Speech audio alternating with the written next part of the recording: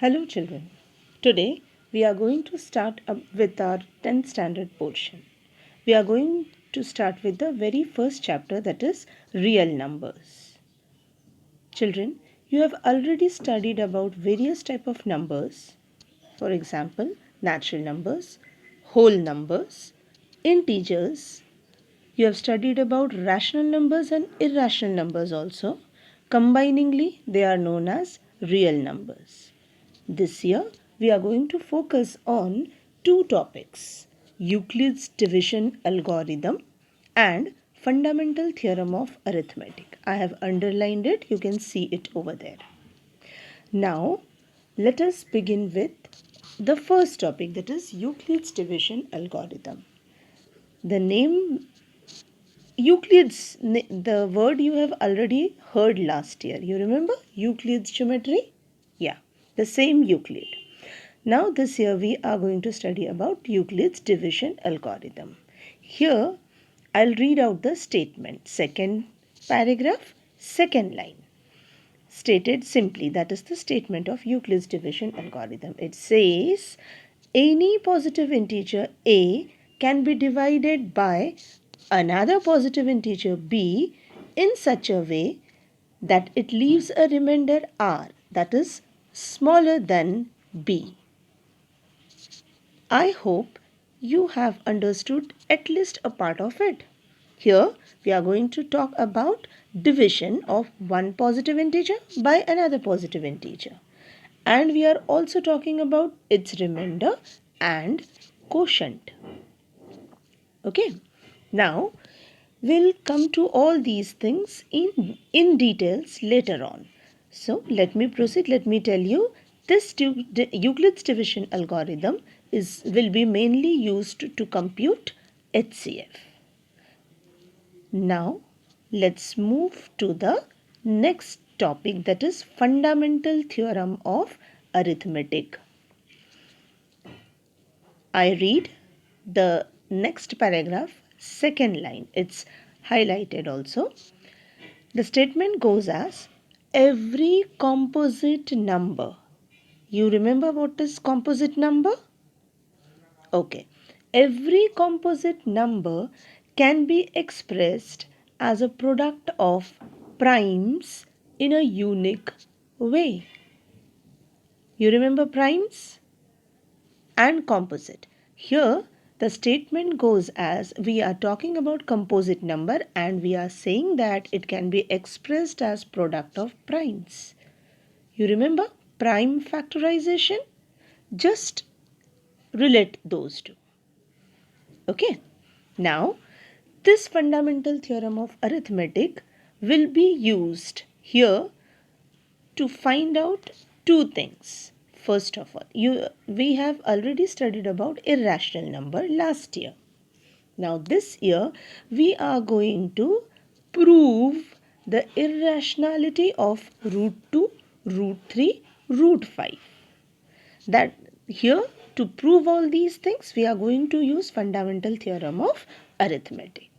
Then the next topic, that is the theorem. We are going to use the theorem to explore when exactly the decimal expansion of a number, that is say p by q, q obviously will not be equal to 0, is terminating and when it is non-terminating repeating. All these things you had last year, terminating as well as non-terminating repeating. So this theorem, that is fundamental theorem of arithmetic, can be used to find whether the given fraction is terminating or non-terminating repeating. Okay. Now we'll move to the next thing. Theorem 1.1, Euclid's division lemma. The earlier one was Euclid's division algorithm, whereas now we are here to Euclid's division lemma. I'll be explaining you the difference between algorithm and lemma. Just hold on. Now let me read out the statement first. Theorem 1.1, Euclid's division lemma states that given positive integer a and b, so you have two positive integers, any two positive integers a and b, There exists unique integer q and r satisfying a equal to bq plus r, wherein 0 less than equal to r less than b. Now, to understand this statement easily, I'll tell you to relate this statement a equal to bq plus r to the earlier which you have been studying right from your childhood, dividend equal to divisor into quotient plus remainder. This statement is all known to you. Now your dividend is a, your divisor is b in this case, quotient is your q, and r is your remainder. Now the statement becomes very clear. A equal to bq plus r, and we all know our remainder, it is always either 0 or a number which is less than the divisor. That is why it is written here that 0 is less or equal to r is less than b. I hope it is clear now. Now we'll switch over to the next thing, that is the difference between algorithm and lemma, because I told you about Euclid's division algorithm as well as Euclid's division lemma. So we must know the difference between these two. Okay. Now I'll go to lemma first. You can see in the box, the third paragraph, it is a lemma is a proven statement used for proving another statement. So lemma are always statements that are already proved and they can be used to prove other statements, whereas an algorithm is a series of well-defined steps which gives a procedure for solving a type of problem. So algorithm will carry on having steps. We go on solving mathematical problems, we need steps. So was first step, second step, third step, that is how. So those steps becomes the algorithm. Okay. Now let us move to the next part. Here one statement has been explained. Okay, this is Euclid's division algorithm. They have considered the statement as to obtain the HCF of two positive number, say C and D, where C is greater than D, follow the steps below. Here you relate this C to dividend and D to divisor. That is how the things will become very easy. The step number 1. Apply Euclid's division lemma to C and D. So we get the whole numbers q and r such that C equal to dq plus r, where 0 is less than r is less than d. As I have told you earlier, here C is your dividend, D is the divisor, Q is your quotient, and R is your remainder. Okay. Now, if you look at the first step, it is the Euclid's division lemma. As I have told just now, lemma will be one statement that is already proved. We are going to consider it. And this entire step 1, step 2, step 3, this entire statement, bunch of statement will be known as Euclid's division algorithm, wherein many steps are there.